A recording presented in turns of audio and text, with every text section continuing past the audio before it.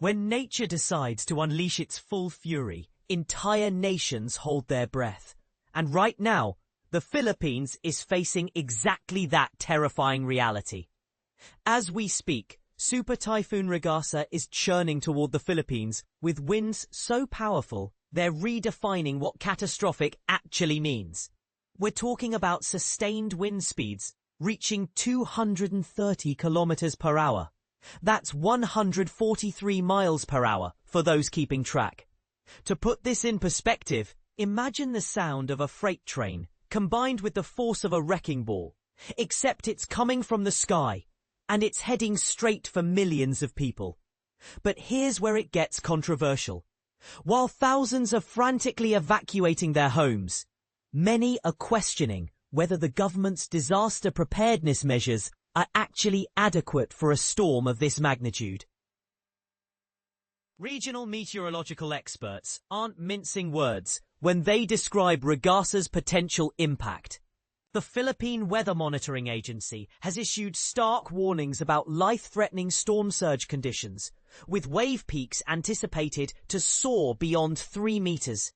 That's over 10 feet of raging water that could swallow entire coastal communities. Think about that for a moment. Walls of water taller than most single-story buildings, rushing inland at devastating speeds. The storm's projected path tells a chilling story.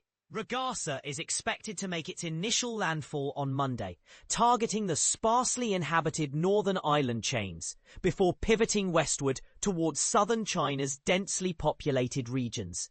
The remote Batanes and Babayan archipelagos, home to approximately 20,000 residents, many of whom struggle with poverty, find themselves directly in the typhoon's crosshairs. And this is the part most people miss. These isolated communities often lack the infrastructure and resources needed to weather such extreme weather events, making them incredibly vulnerable to both immediate danger and long-term recovery challenges. The ripple effects are already being felt across the region. Educational institutions and government facilities throughout vast sections of the Philippines, including the bustling capital city of Manila, have shuttered their doors as a precautionary measure. Officials are painting a grim picture of what's to come. Extensive flooding, devastating landslides, and widespread destruction to residential properties and critical infrastructure. But the storm's influence extends far beyond Philippine borders. Taiwan, situated roughly 740 kilometers, 460 miles from the threatened islands, has initiated evacuations in Hualien County along its eastern coastline, relocating nearly 300 individuals to safer locations. While Ragasa isn't anticipated to strike Taiwan head-on, meteorologists predict the island's eastern shores will be pummeled by torrential rainfall and dangerous surf conditions. Taiwanese authorities aren't taking any chances. They've preemptively sealed off forest reserves and hiking trails across the southern and eastern regions since early Monday morning, while several ferry operations have suspended services indefinitely. Here's where things get really intense.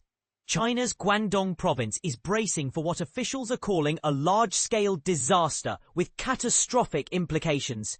Heavy precipitation and fierce winds are expected to arrive as early as Tuesday, a full 2 days before the typhoon's official landfall. Meanwhile, Hong Kong's authorities warn that weather conditions will deteriorate rapidly starting Tuesday, with education officials actively deliberating whether to close schools entirely.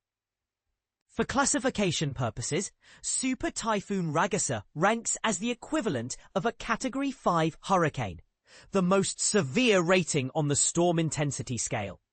These are the types of storms that reshape coastlines and rewrite history books. But here's where it gets controversial.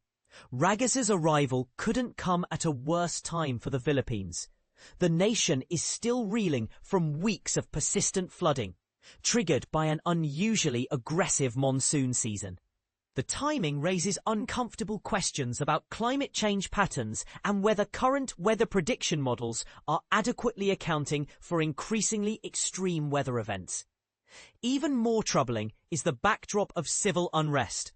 Just this past Sunday, tens of thousands of Filipino citizens took to the streets in widespread protests, voicing their outrage over government corruption that has allegedly contributed to severe deficiencies in flood control infrastructure. Citizens are demanding accountability for why their communities remain so vulnerable to natural disasters year after year. This raises a critical question that deserves honest discussion. How much of the devastation from storms like Ragasa is truly natural disaster? And how much stems from human failures in governance, planning, and infrastructure investment? When corrupt officials pocket funds meant for flood barriers and early warning systems, are they not partially responsible for the lives lost when the next big storm hits? As Ragasa bears down on vulnerable communities, we're witnessing more than just a weather event. We're seeing a test of governmental accountability, international cooperation, and human resilience in the face of nature's most violent expressions. What do you think? Is it fair to hold governments accountable for disaster preparedness? Or are some natural events simply beyond human control?